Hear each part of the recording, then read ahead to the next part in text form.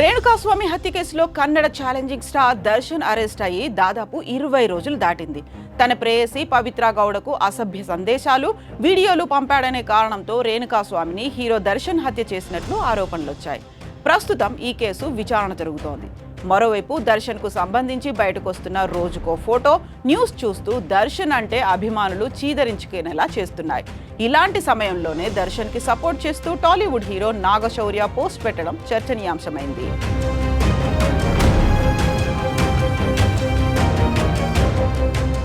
Remand ఖైదీగా ఉన్న దర్శన్ గురించి hero Naga Shaurya తన ఇన్స్టా అకౌంట్లో ఓ పోస్ట్ చేశారు.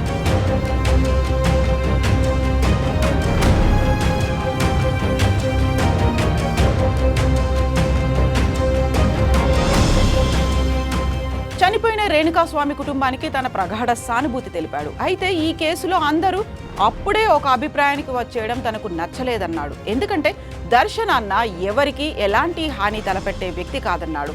కలలో కూడా అలాంటి పని చేయడని, ఇతరులకు సహాయం చేసే విషయంలో ఆయన ఎంత మంచివాడో పరిచయం ఉన్న వాళ్లకు తెలుసంటూ నాగశౌర్య పోస్ట్ పెట్టాడు.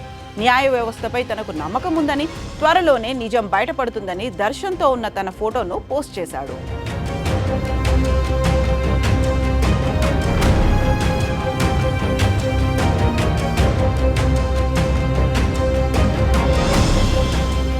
దర్శన్ గురించి నాగశౌర్య పెట్టిన పోస్ట్ సోషల్ మీడియాలో ప్రస్తుతం వైరల్ అవుతోంది.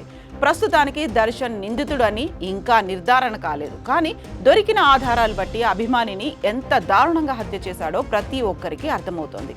ఇలాంటి టైంలోనే హీరో నాగశౌర్య పోస్ట్ పెట్టడం కరెక్ట్ కాదని పలువురు నెటిజన్లు అంటున్నారు. ఎంత అభిమానం ఉన్నా సరే కొన్నిసార్లు దాన్ని దాచుకోవాల్సి ఉంటుంది. ఇలా రాంగ్ టైంలో పోస్ట్ పెడితే లేనిపోని ట్రోల్స్ వస్తాయంటున్నారు.